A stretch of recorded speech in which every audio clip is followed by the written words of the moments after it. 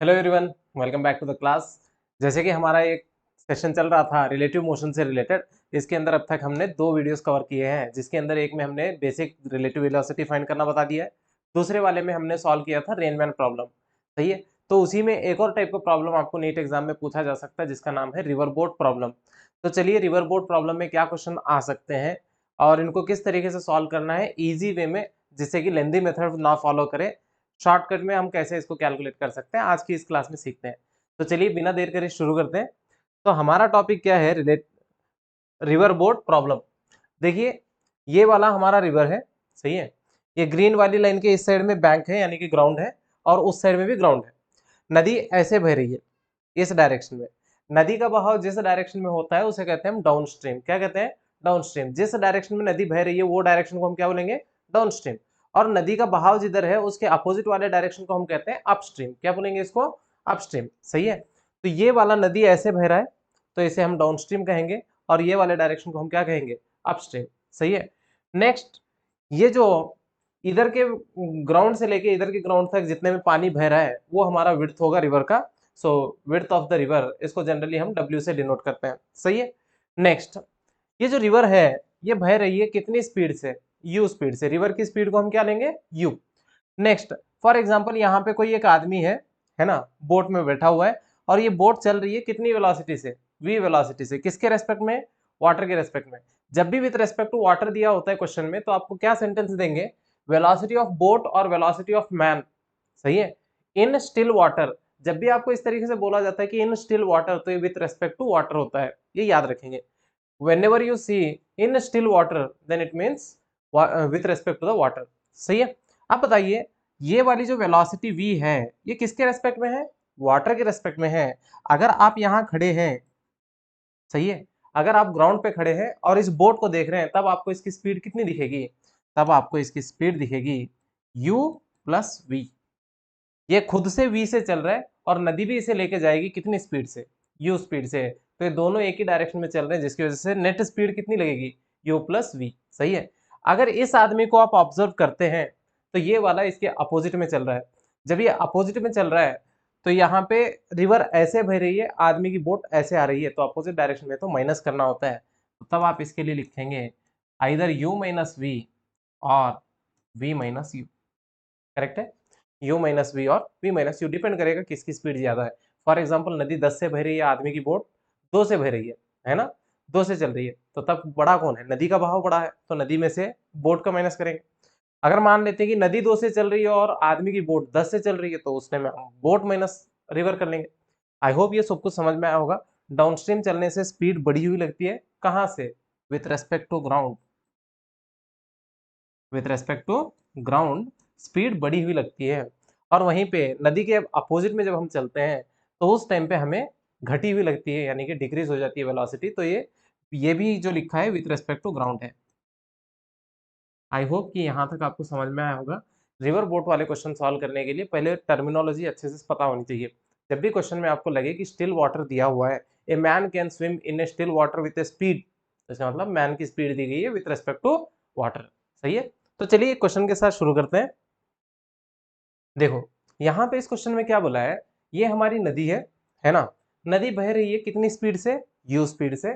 Next, उसके बाद क्या बोला है? Speed of boat with respect to water, यानी कि वाटर के रेस्पेक्ट में, विथ रेस्पेक्ट टू वाटर, ये जो बोट है ये v स्पीड से चल सकती है। कितनी स्पीड से चल सकती है? v से। और साथ में बोला गया है जो v है, यानी कि बोट की स्पीड रिवर की स्पीड से ज्यादा है। तो आपको पूछा है कि find the time taken by boat to move from P to Q, यानी कि यहां से यहां तक आने में कितना टाइम लगेगा, फिर वापस Q से P जाने में कितना टाइम लगेगा, ये हमें कैलकुलेट करना है।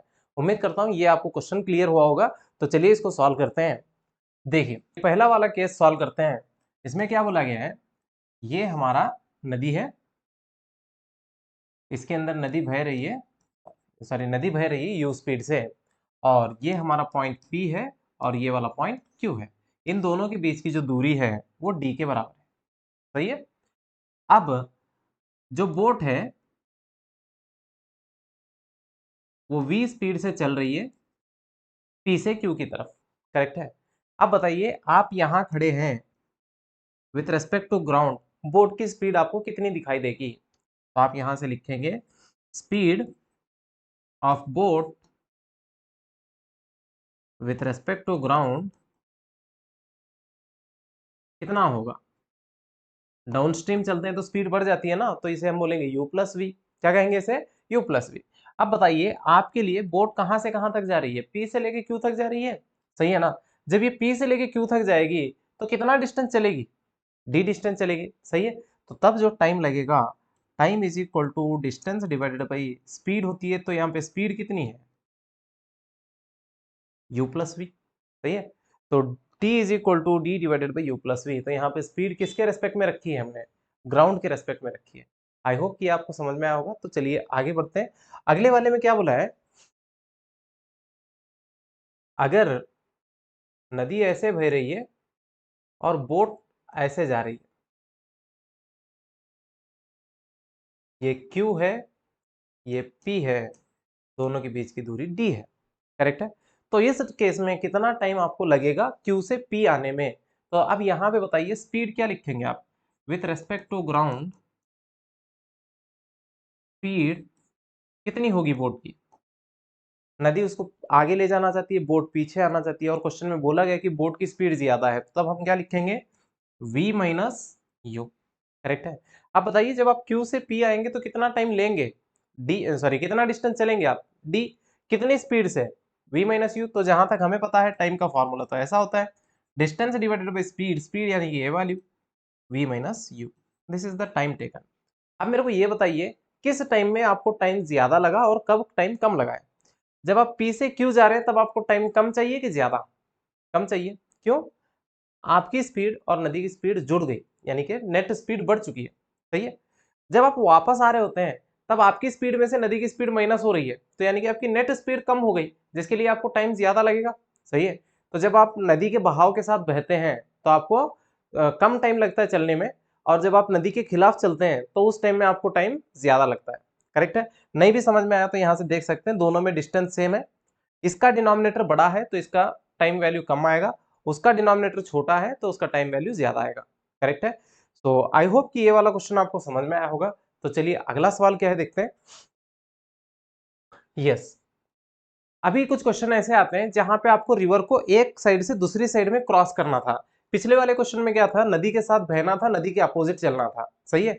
इस बार क्या होगा? एक साइड से दूसरे साइड जाना है आपको नदी को क्रॉस करके। तो उस टाइम में क्या क्या कंडीशन वाले क्वेश्चन आते हैं देखिए। Minimum time to cross a river, पहला केस ऐसे आ सकता है कि find the what is the minimum time to cross the river, इस टाइप का क्वेश्चन आ सकता है। जब आप मिनिमम टाइम चाहते हैं तो तब आपको नदी के बहाव की बिल्कुल परपेंडिकुलर डायरेक्शन में चलना चाहिए, सही है। फिर से बोल रहा हूँ, मिनिमम टाइम के लिए कंडीशन क्या है? Boat must move perpendicular to the flow, correct. या फिर a person must swim perpendicular to the flow. जब भी आपको क्वेश्चन में ये चीज आ जाए तो तब आपको सोच लेना है कि बोट या स्विमर कैसे चलना चाहिए, जैसा फ्लो है उसके बिल्कुल परपेंडिकुलर चलना चाहिए। तो देखिए ये नदी बह रही है यू स्पीड से, हमें मिनिमम टाइम में क्रॉस करना है, तो हमें ऐसा ऐसा टेढ़ा नहीं करना है, बिल्कुल परपेंडिकुलर डायरेक्शन में मूव करना है हमें, करेक्ट। बिल्कुल परपेंडिकुलर डायरेक्शन में हम मूव करेंगे।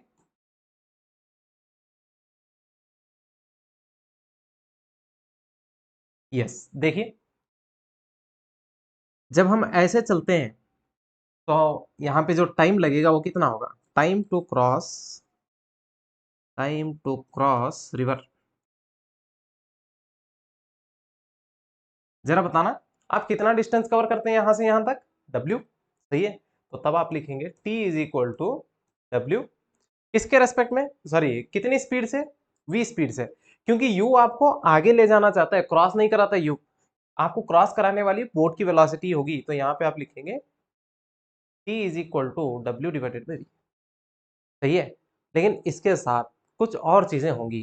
क्या होगी? देखिए ये पानी रुका हुआ है कि बह रहा है? ऑब्वियसली पानी तो बह रहा है ना।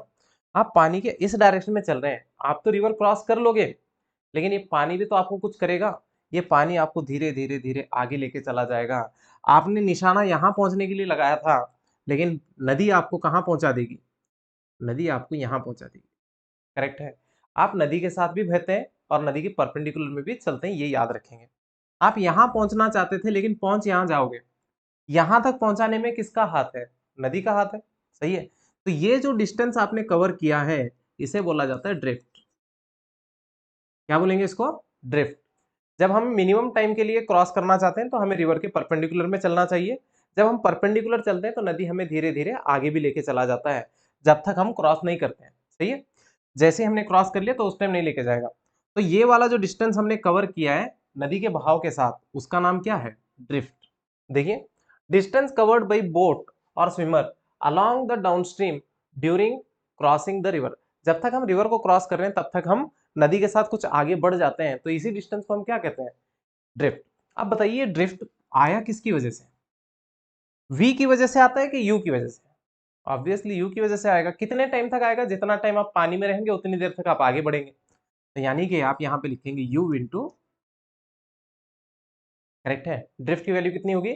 u into T. u क्या है? Velocity of river. t की वैल्यू आपको पता है तो आप यहाँ से ड्रिफ्ट का फॉर्मूला कैसे लिख सकते हैं? Drift is equal to u w divided by,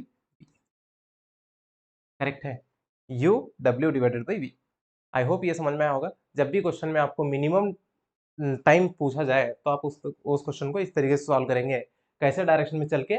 perpendicular. उम्मीद करता हूँ ये क्लियर हुआ होगा आपको। नेक्स्ट, अभी आपको यहाँ पे क्या पूछा जाता है? किस डायरेक्शन में पहुंचे हैं आप, यानी कि एंगल पूछा जाता है ये वाला। तो उसके लिए भी आप बोल सकते हैं tan theta is equal to, आगे कौन लेके जा रहा है? u divided by v। tan theta is equal to u divided by v। इससे आपको एंगल पता चलेगा, लेकिन वो एंगल किसके रेस्पेक्ट में होगा? डाउनस्ट्रीम के परपेंडिकुलर। परपेंडिकुलर से पता चलेगा। अगर डाउनस्ट्रीम से पूछा गया है तो 90 माइनस थीटा, अगर अपस्ट्रीम से पूछा गया तो 90 प्लस थीटा। ऐसे पूछते नहीं है, फिर भी आप इतना याद रख लीजिए, आपको मेनली ये पूछा जाएगा और ये पूछा जाएगा। आई होप ये आपको क्लियर हुआ होगा। तो चलिए आगे बढ़ते हैं। अगला चीज क्या बोला जाएगा? Minimum drift. कम से कम ड्रिफ्ट हो, यानी कि आप जहां पहुंचना चाहते हैं वहीं पे पहुंचे, उससे आगे ना जाए। तो उसके लिए क्या करना चाहिए? देखिए, ये नदी है, इसकी वेलोसिटी u है, नदी की वेलोसिटी u है, करेक्ट। ये हमारा परपेंडिकुलर है, हम यहां पे है, हमें बिल्कुल यहीं पे पहुंचना है, करेक्ट है। तो इसके लिए हमें क्या करना होगा? हमें इस डायरेक्शन में बहना चाहिए, यानी कि बोट को इस डायरेक्शन में मूव कराना चाहिए, करेक्ट है। क्यों? अभी देखिए यहाँ पे आपने इसकी स्पीड v रखा है, ये एंगल थीटा है। तो अब अगर आप इस v को तोड़ देंगे तो इस डायरेक्शन में आएगा आपको v cos थीटा और इस डायरेक्शन में आएगा v sin थीटा, करेक्ट है।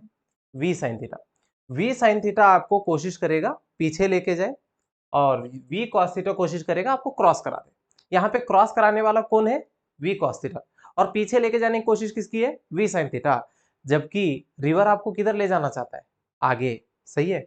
अगर आप बिल्कुल यहीं पे पहुंचना चाहते हैं तो आपको पीछे भी नहीं जाना चाहिए और आगे भी नहीं जाना चाहिए, यानी कि पीछे वाली वेलोसिटी और आगे वाली वेलोसिटी कैसी होनी चाहिए? एकदम इक्वल होनी चाहिए। ये और ये अगर बराबर हो जाएंगे तो कैंसिल हो जाएंगे, तब बचेगा सिर्फ कौन? v cos थीटा, जो आपको बिल्कुल यहां पहुंचा देगा, करेक्ट है। तो यहाँ पे क्या लिखे हम? For zero drift v sin theta should be equal to u। v sin theta की वैल्यू क्या होनी चाहिए? u के बराबर होनी चाहिए। तो यहां से आपको पता चलेगा sin थीटा कितना होना चाहिए?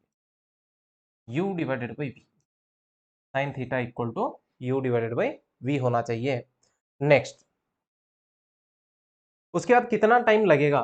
Time to cross, time to cross river. River को क्रॉस करने में कितना टाइम लगेगा? कितना डिस्टेंस चलना पड़ेगा आपको? w। और कितनी स्पीड से? v cos थीटा से। सही है, तो रख देते हैं इसके अंदर। तो t is equal to w divided by v cos theta, correct है। आई होप ये क्लियर हुआ होगा आपको। v cos theta. नेक्स्ट, लेकिन cos थीटा की वैल्यू हमें नहीं पता है ना, तो हम cos थीटा भी फाइंड कर लेते हैं। कैसे फाइंड करेंगे? देखिए, तो यहां से साइन थीटा पता है तो cos थीटा आप लिख सकते हैं। cos theta is equal to under root 1 minus sine square theta. तो यहां से आपको मिल रहा है 1 minus u square divided by v square which is equal to root v square minus u square divided by v, correct है। ये cos theta है।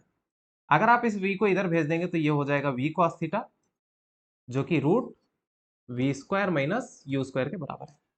अगर आप वो वैल्यू इसके अंदर पुट कर देंगे तो तब आपको टाइम कितना मिलेगा, w divided by root v square minus u square, this is the time. लेकिन ये कब का टाइम है, जब ड्रिफ्ट जीरो करनी है। क्या जीरो करनी है, ड्रिफ्ट। अगर ड्रिफ्ट को जीरो करना चाहते हैं तो इतना टाइम लगेगा आपको। आई होप ये क्लियर हुआ होगा। इस केस में ड्रिफ्ट कितना आएगा, जीरो। आपको क्या याद रखना है, एक ये फॉर्मूला याद रखना है, एक ये फॉर्मूला याद रखना है, बाकी कुछ नहीं याद रखना है। क्लियर। ये किस कंडीशन में, मिनिमम ड्रिफ्ट। तो इसके अंदर क्या बोला जाएगा, शॉर्टेस्ट पाथ। शॉर्टेस्ट पाथ बोल के भी अगर आता है तो उस टाइम पे मिनिमम ड्रिफ्ट है। आई होप ये दोनों चीजें समझ में आ गई होगी। परपेंडिकुलर चलना है, सॉरी मिनिमम टाइम में चलना है तो आप परपेंडिकुलर टू द फ्लो चलेंगे, और अगर आपको मिनिमम डिस्टेंस यानी कि मिनिमम ड्रिफ्ट में चलना है तो आप अपस्ट्रीम की तरफ चलेंगे कुछ एंगल बनाते हुए। सही है। अब वो एंगल कितना है पता करना है तो आप क्या करेंगे, साइन थीटा भी पता है, कॉस थीटा भी पता है, दोनों में से कुछ भी यूज कर लीजिए। तो थीटा इक्वल टू आप लिख सकते हैं यहाँ से sine inverse u divided by sine inverse u divided by v. उम्मीद करता हूं कि ये इतना समझ में आया होगा आपको। कुछ नहीं, पहले वाले में ये दो फॉर्मूले, ये वाला, एक ये वाला फॉर्मूला और ये वाला फॉर्मूला, ये दो चाहिए। नेक्स्ट अगले वाले में एक ये वाला फॉर्मूला और एक ये वाला फॉर्मूला चाहिए। बस इतना याद रख लीजिए, आपका रिवर बोर्ड प्रॉब्लम कोई वाला नहीं रुकेगा, सारे के सारे आप आसानी से सॉल्व कर सकते हैं। सही है। तो चलिए क्वेश्चन के साथ देखते हैं इसको। क्या बोल रहे हैं यहाँ पे, velocity of river with respect to ground is 3 metre per second. तो नदी बह रही है 3 मीटर पर सेकेंड से, velocity of swimmer with respect to river is 5 metre per second. तो आदमी नदी के रेस्पेक्ट में तैर सकता है 5 मीटर पर सेकेंड पे। Find the angle with the down stream eight which swimmer should swim for zero drift. देखिए क्या बोल रहा है, ड्रिफ्ट को जीरो रखना है, ये वाला जीरो ड्रिफ्ट के लिए आदमी को डाउन स्ट्रीम से कितने एंगल पे स्विम करना चाहिए बल्कि पूछा है। कोई बड़ा काम नहीं है, देख लो आप। ये वाला आपका रिवर है, इसकी विड्थ दी गई है शायद, नहीं है, तो यहाँ पे ये बह रहा है, करेक्ट। कितनी स्पीड से, 3 मीटर पर सेकेंड से। नेक्स्ट वहीं पे एक आदमी जो कि स्विम कर रहा है, स्विम कर रहा है कितनी स्पीड से, 5 मीटर पर सेकेंड से। करेक्ट है, सॉरी ऐसा नहीं था ये।